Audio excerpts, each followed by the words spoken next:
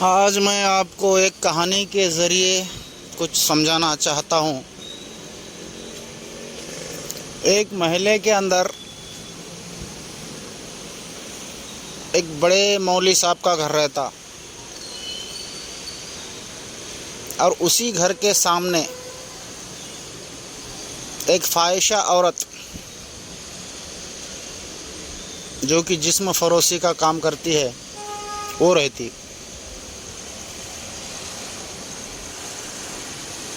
تو مولوی صاحب کے گھر میں تو بہت عبادت، قرآن کی تلاوت، یہ وہ، رات میں ذکر کی محفل چلتی تھی، اور اس فاحشہ عورت کے وہاں مست ناچ گانا ہوتا تھا، مست ڈھول کی آواز آتی تھی، گھنگرو کی آواز آتی تھی، میوزک کی آواز آتی تھی، لوگ مست اس کا گانا سننے کے لیے جمع ہوتے تھے۔ تو فاحشہ عورت، اس کا تو دھندا تھا، پیٹ کے لیے کرتی تھی، وہ ناچتی تھی، گاتی تھی،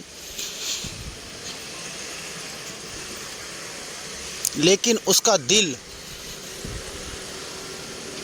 میں یہ خیال رہتا تھا کہ میں کتنی گنہگار ہوں، میں کتنی خراب ہوں، میں کتنی بد چلن ہوں، دیکھو میں یہاں ناچ گا رہی ہوں لوگوں کے سامنے، اور وہاں پر دیکھو کتنا اللہ کا ذکر چل رہا ہے، وہاں کتنے اچھے لوگ ہیں جو کہ رات بھر اللہ کا ذکر کرتے ہیں، اور میں یہاں ناچ رہی ہوں۔ تو یہ دل میں ایک افسوس کرتی تھی کہ میں کتنی بدقسمت ہوں۔ تو یہ اس کے دل میں خیال رہتا تھا۔ جسم کے ذریعے سے تو وہ ناچ کے محفل میں رہتی تھی، لیکن دل کے نظریے سے اس کا پورا خیال ذکر و اذکار میں رہتا تھا، جو کہ اس کے گھر کے سامنے مولوی صاحب کے گھر میں چلتا تھا۔ تو اس کا پورا دل و دماغ پورا ادھر رہتا تھا، جہاں پر ذکر ہوتے تھی، اللہ کا کلام بولا جاتا تھا، تقریر ہوتی تھی، قرآن کی تلاوت ہوتی تھی۔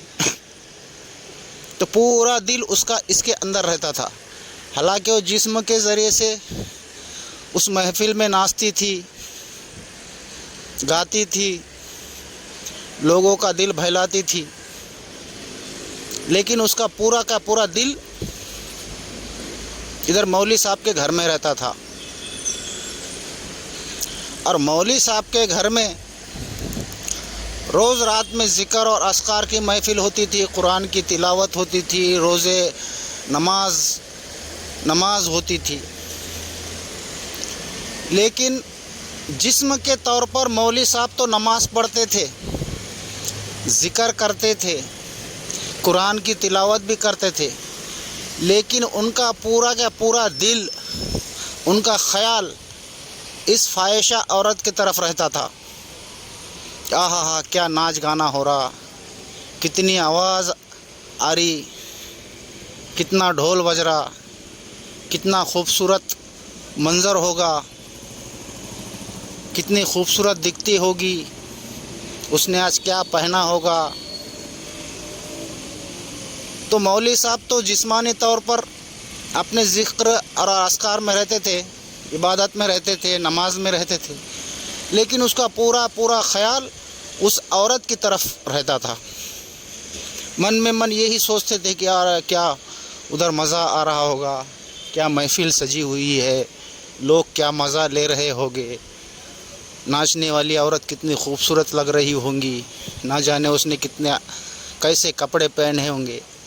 تو مولوی صاحب کا پورا خیال اس فاحشہ عورت طرف رہتا تھا، اور اس فاحشہ عورت کا خیال اس مولوی صاحب طرف رہتا تھا کہ کتنا اچھا ذکر ہو رہا ہے، کتنی اچھی قرآن کی تلاوت ہو رہی ہے، میں تو کتنی بدقسمت ہوں جو کہ میں اس محفل میں حاضر نہیں رہ سکتی۔ اب ایسا ہوتے ہوتے اتفاق سے دونوں کا انتقال ایک ہی دن ہو گیا، ادھر مولوی صاحب کا بھی انتقال ہو گیا اور ادھر یہ فاحشہ عورت کا بھی انتقال ہو گیا۔ تو جب فرشتے روح قبض کرنے کو آئے تو اللہ نے حکم دیا کہ فاحشہ عورت کے روح کو بہت ہی ادب اور احترام سے جنت میں داخل کرو، اور ادھر فرشتوں کو حکم ہوا کہ مولوی صاحب کے روح کو ذلیل و خوار کر کے اس کو دوزخ میں داخل کرو۔ اب جب فرشتے اس عورت کے روح کو جنت طرف لے جا رہے تو من میں من سوچ رہی کہ یہ کیا ہو رہا ہے۔ تو فاحشہ عورت فرشتوں سے بول رہی کہ بھائی تمہیں کیا کر رہے، میں تو ایسی دھندے والی عورت ہوں، میں بہت ذلیل ہوں، میں نے بہت گناہ کیے، کہیں تم غلطی تو نہیں کر رہے ہو کہ مجھ کو جنت طرف لے جا رہے ہو اور اس ذکر کرنے والے کو، قرآن کی تلاوت کرنے والے کو، اللہ اللہ کا ذکر کرنے والے کو دوزخ کی طرف لے جا رہے ہو۔ مولوی صاحب بھی پریشان، مولوی صاحب پوچھتے فرشتوں سے، ارے بھائی یہ کیا کر رہے تم، کہیں غلطی تو نہیں کر رہے؟ تو فرشتوں نے کہا کہ بھائی ہم کو بھی شک ہے کہ ہم کہیں غلطی تو نہیں کر رہے۔ تو فرشتوں نے پھر اللہ تعالیٰ سے پوچھا کہ اللہ تعالیٰ یہ کیا ماجرا ہے؟ تو اللہ نے قرآن کے اندر خود فرمایا کہ میں انسانوں کے صورت کو اور اس کے اعمال کو نہیں دیکھتا، میں اس کے نیت کو دیکھتا ہوں۔ جب یہ مولوی صاحب میرا ذکر کرتے تھے، قرآن کی تلاوت کرتے تھے، رات بھر نمازوں میں رہتے تھے، جسم تو اس کا ذکر کرتا تھا، اس کا جسم ذکر کرنے والے جگہ پہ رہتا تھا، نماز پڑھتے وقت رہتا تھا، قرآن کی تلاوت کرتے وقت بھی اس کا جسم رہتا تھا، لیکن اس کا دل، اس کی نیت پوری کی پوری اس فاحشہ عورت طرف تھی۔ اور یہ فاحشہ عورت گناہ کا کام کرتی تھی، ناچتی تھی، گاتی تھی، جسم فروشی کرتی تھی، لیکن جسم کے حد تک، ناچتے وقت اس کا خل جسم وہاں رہتا تھا، گاتے وقت اس کا صرف جسم وہاں رہتا تھا۔ جب وہ لوگوں کے ساتھ رہتی تھی تو خالی اس کا جسم وہاں رہتا تھا، اس کا دل تو پورا ادھر اللہ کے ذکر میں تھا، قرآن کی تلاوت میں تھا، نماز میں تھا۔ تو میں انسانوں کے صورت کو اور اعمال کو نہیں دیکھتا، میں ان کے نیت کو دیکھتا ہوں۔ حضور صلی اللہ علیہ وسلم کی حدیث ہے، ایمان کا دار و مدار نیت پر ہے۔ اب تمہارا جسم چاہے جس جگہ رہے، اگر تمہارے دل میں اللہ کا ذکر ہے تو تم اللہ کا ذکر کرنے والے ہیں۔ تم چاہے مسجد میں ہو، تم چاہے کعبے میں ہو، تم چاہے کسی بڑے بزرگان دین کے دربار میں ہو، لیکن تمہارا دل اگر کہیں دوسری طرف ہے تو یہ عبادت نہیں، اس لیے کہ صرف تمہارا جسم وہاں پر موجود ہے، تمہارا دل نہیں، تمہاری نیت نہیں۔ اور اللہ صرف نیتوں کو دیکھتا ہے، انسان کہاں پر ہے، کس جگہ پر ہے، کیسا ہے، اس کے صورت پہ داڑھی ہے کیا نہیں ہے، انہیں پاک کپڑے پہنا یا نہیں پہنا، اس نے ٹوپی پہنا یا نہیں پہنا، اس نے جھبا پہنا یا نہیں پہنا،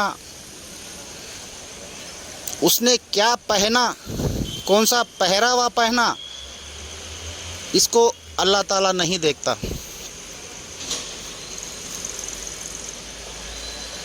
تو قرآن کا خود فرمان ہے کہ ہم انسانوں کے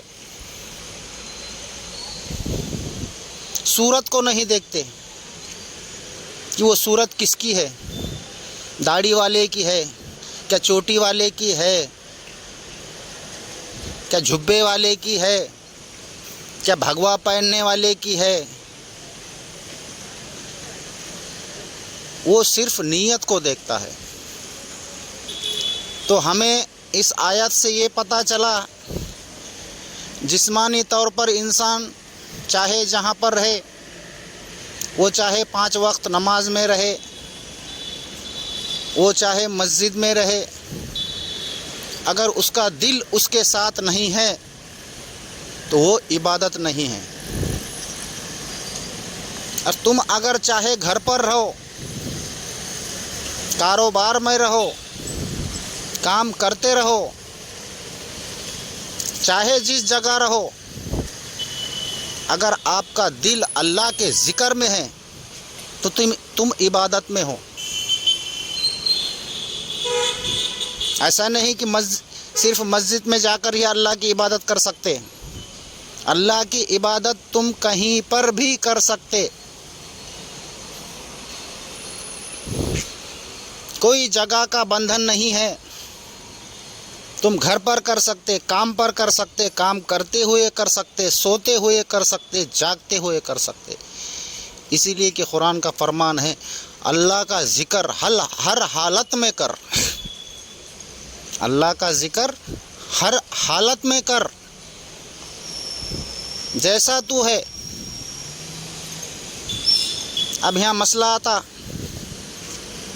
کہ بھئی ہم کو غسل نہیں ہے، ہم کو طہارت نہیں ہے، تو ہم اللہ کا ذکر کیسے کریں؟ لیکن جس کا دل پاک ہے، جس کی نیت پاک ہے، وہ ذکر کسی بھی حالت میں کر سکتا ہے۔ تو جسم کا پاک ہونا ضروری نہیں، جسم چاہے جیسا ہو، اگر آپ کی نیت پاک ہے، آپ کا دل پاک ہے، تو تم ہر حال میں ذکر کر سکتے ہو۔ اسی لیے قرآن کریم میں اللہ تعالیٰ نے فرمایا کہ اللہ کا ذکر ہر حال میں کر، ہر حال میں، یعنی کہ کسی بھی حال میں کر۔ اس کے لیے کسی بات کی شرط نہیں ہے کہ جگہ ایسی ہو، جگہ ویسی ہو، مسجد ہو، یا کچھ ایسے کپڑے پہننا ضروری ہے، یہ بات کا کوئی بھی پابندی نہیں ہے۔ تم ہر حالت میں سوتے ہوئے، جاگتے ہوئے، بیٹھتے ہوئے، کھاتے ہوئے، نہاتے ہوئے، کام کرتے ہوئے اللہ کا ذکر کر سکتے ہو۔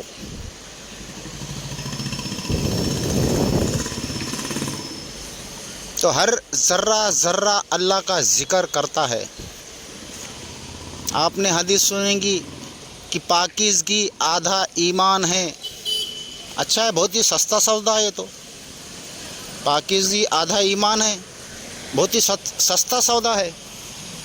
کیا ہے، صبح میں نہا لو، دھو لو، کپڑے پہن لو، عطر لگا لو، مست پاک صاف کپڑے پہنو، ہو گئے آدھے ایمان والے۔ ایسا نہیں ہے۔ پاکیزگی کا مطلب تمہارے جسم کی ہر اعضاء پاک ہونی چاہیے۔ خالی نہانا دھونا، شیمپو سے نہانا، عطر لگانا، سرما لگانا، پاک صاف سفید بھگ کپڑے پہننا، یہ پاکیزگی نہیں ہے۔ پاکیزگی کا مطلب تمہارے جسم کی ہر اعضاء پاک ہو۔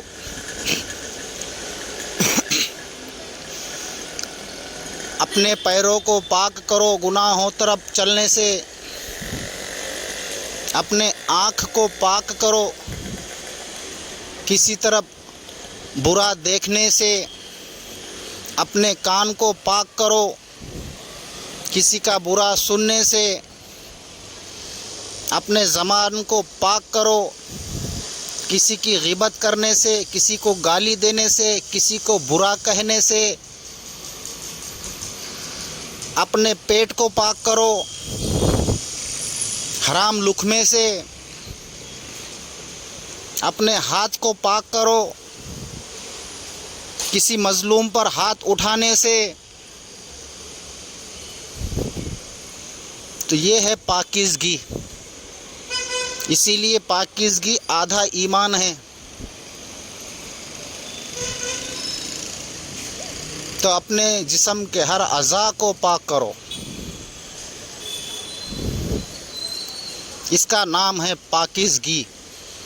اور جس دن تم پاک ہوگے اسی دن تمہاری عبادت قبول ہو جائے گی، اس لیے کہ بغیر وضو کے اور بغیر غسل کے عبادت نہیں ہوتی۔ تو غسل اپنے ہر اعضاء کا کرو، سب سے پہلے غسل اپنے دل کا کرو، دل کو اتنا پاک کرو، اتنا پاک کرو کہ اس میں کوئی خیال رہنا ہی نہیں چاہیے۔ غوث اعظم دستگیر تعلیم غوثیہ کے اندر ایک جگہ لکھتے ہیں کہ جس کا دل غیر اللہ سے پاک ہو گیا، جس کا دل غیر اللہ سے پاک ہو گیا، اس کو غسل کرنے کی ضرورت نہیں، وہ اس کا غسل آخری ہے، وہ ہمیشہ غسل میں ہے۔ تو پہلے اپنے دل کو پاک کرو، اتنا پاک کرو، اتنا پاک کرو کہ اندر کسی کا خیال ہی نہ رہے۔ تو بس میں اتنا آج سمجھانا چاہتا ہوں۔ تو پاکیزگی نہانے دھونے کا کام نہیں ہے، اور عبادت صرف صورت پہ اور شکل پہ اور عمل پہ نہیں ہوتی، عبادت صرف دل سے ہوتی، نیت سے ہوتی۔ صاف لفظوں میں اپنے کو کہا گیا ہے کہ بھئی ایمان کا دار و مدار نیت پر ہے، کوئی شکل پر نہیں، کوئی صورت پر نہیں، کوئی عمل پر نہیں۔ تو اللہ کی عبادت تم کہیں پر بھی رہ کر کر سکتے، کسی بھی حالت میں کر سکتے۔ اور یہ میں عام لوگوں کے واسطے نہیں بول رہا ہوں، کیونکہ عام لوگوں کی بات الگ ہے، ان کو جو بتایا گیا ہے اس کو ان کے لیے کرنا ضروری ہے۔ جیسا انسان کا مرتبہ، اس کی منزل، اس کے درجے بلند ہوتے ہیں، تو ہر انسان کو اپنے منزل کے حساب سے، اپنے درجے کے حساب سے اور اپنے مرتبے کے حساب سے ہی چلنا چاہیے۔ تو شریعت کی عبادت کرنا ہر شریعت والوں پر فرض ہے اور کرنا ضروری ہے، اس لیے کہ غوث اعظم دستگیر نے اپنے کتاب میں لکھا ہے کہ جب تک معرفت حاصل نہ ہو عبادت نہایت ہی ضروری ہے، جب تک معرفت حاصل نہ ہو عبادت نہایت ہی ضروری ہے۔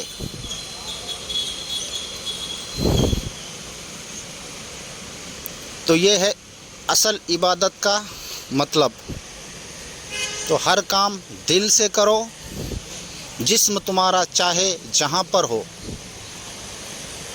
مثال کے طور پر اگر تم ایک فاحشہ عورت کے گھر میں ہو لیکن دل تمہارا ذکر میں ہے تو تمہارے واسطے کوئی گناہ نہیں، کیونکہ جسم تمہارا وہاں پر ہے، دل تو اللہ کے ذکر میں ہے، اللہ کے یاد میں ہے۔ اگر تم مسجد میں ہو، نماز میں ہو، لیکن دل تمہارا کاروبار میں ہے، گھر میں ہے، دولت کمانے کے اندر ہے، تمہارے خیالات میں حساب چل رہے ہیں دکانوں کے کہ بھئی ابھی جاؤں گا میں دکان کھولنا پڑیں گی، گراہک آیا ہوں گا، ایسا نہ ہو کہ ایک بڑا گراہک واپس چلا جائے، میرا نقصان ہو جائے گا. ادھر تو سر پٹک رہا، دنا دن اڑے سر پٹک رہا، لیکن پورا دل میں خیال دنیا کا اور کاروبار کا. تو یہ نماز نہیں ہے، بس ایک رسم ہے، رواج ہے، اور رسم رواج کو انسان مجبوری سے نبھاتا ہے کہ لوگ کیا کہیں گے، لوگ کیا سوچیں گے. بس اسی ڈر سے بہت سارے لوگ صرف رسم کو نبھاتے ہیں، رواج کو نبھاتے ہیں، لوگوں کے ڈر سے نبھاتے ہیں، لیکن اصل نماز بہت شاید ہی کوئی پڑھتا ہوگا.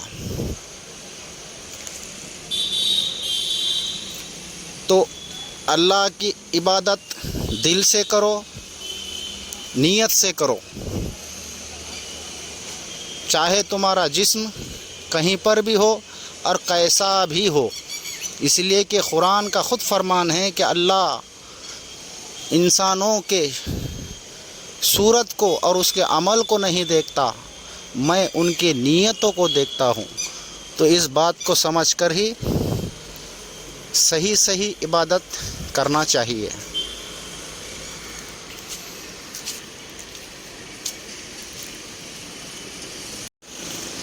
آج